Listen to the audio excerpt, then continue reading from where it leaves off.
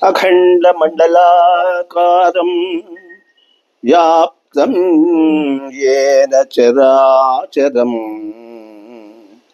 తత్పదం దర్శితం సంయోగం తస్మై శ్రీ గురవే నమః. ప్రేక్షక మహాశైలకు, శ్రోత మహాశైలకు శుభాభివందనములు. ఈ ఎపిసోడ్ నందు మనము కనకాభిషేకం గురించి తెలుసుకుని చెప్పాం కదా. 60 సంవత్సరాల నుండి మనకు ఏ ఏ శాంతులు చేసుకుంటే మన ఆరోగ్యాలకు ఆయుష్కు భంగం లేకుండా ఉంటుందో అది విషయంలో ఇది కూడా ఒక శాంతి. ఇది ఎప్పుడు చేసుకోవాలంటే ఈ కనకాభిషేకము మునిమనవుడు అంటే కొడుకు పుడితే అంటే మనవుడు మనవనికి మళ్ళా కొడుకు పుట్టిన అంటే అతన్ని మునిమనవుడు అని అంటామన్నమాట. ఈ కనకాభిషేకం అనేది చేసుకోవడం చాలా తక్కువ.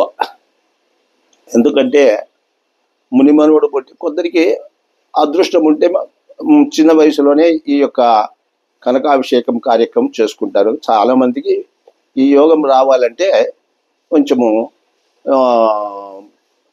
టైం ఎక్కువ తీసుకుంటుంది అనమాట. మనవుడు పుట్టి మనవుడికి మళ్ళా కొడుకు పుడితే దాన్ని మునిమనువుడు అంటారనమాట. దీన్ని మళ్ళా కూతురు పార్శ్వం తట్టు మళ్ళా సంబంధించింది కాదు. ఇది ఎంతసేపున్నా కుమారునికి సంబంధించిందే తప్ప కూతురి వైపు వచ్చేది ఎప్పటికి కూడా అది కనకాభిషేకానికి వర్తించదు. ఇది ప్రజలు గుర్తుంచుకోవాలన్నమాట. ఈ కార్యక్రమం కూడా వాళ్ళ యొక్క శక్తి అనుసారము వాళ్ళు చేసుకోవచ్చు అన్నమాట. ఇది కూడా అదే విధంగా అన్ని శాంతులు జరుపుకొని పూజలు పునస్కారాలు చేసుకొని ఈ యొక్క కనకాభిషేకాన్ని చేస్తారన్నమాట. దీనికి కూడా జపహోమాలు అనేటివి వర్తిస్తాయన్నమాట.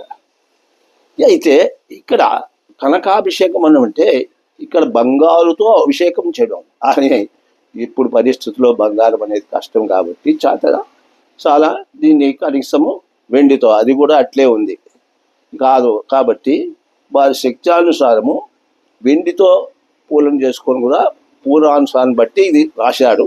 మరి ఇప్పుడు ఇవన్నీ లేదు, మనం పూలతో కూడా చేసుకోవచ్చు అనమాట. ఎందుకంటే అభిషేకం అనేది మనము ముఖ్యం ఇక్కడ.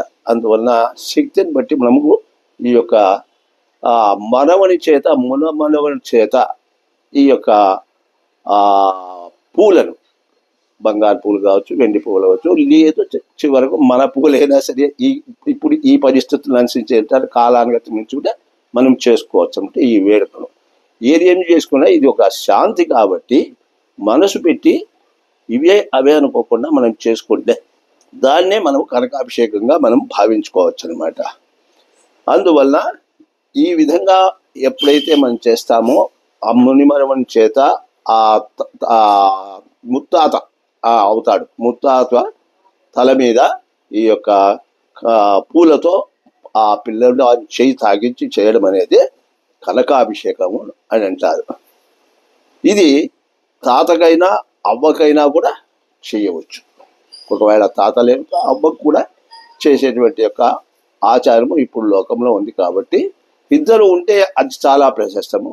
లేదు ఒకరున్నా కూడా తాతకు చేయొచ్చు, అవ్వకు చేయొచ్చు. మనం ఈ విధంగా మన ఈ జీవిత కాలంలో 60 సంవత్సరాల నుండి ఈ యొక్క శాంతులన్నీ మనం చేసుకుంటే మన యొక్క జీవితంలో ఏ గండాలు దోషాలు మృత్యు దోషాలు కానీ ఇంకొక వేరే ఇతరత్వ దోషాలు లేకుండా మనము దీర్ఘాయుష్మయ్యి సంపూర్ణ ఆయుర్దాయంతో మనము సుఖ సంతోషంతో ఉంటాం.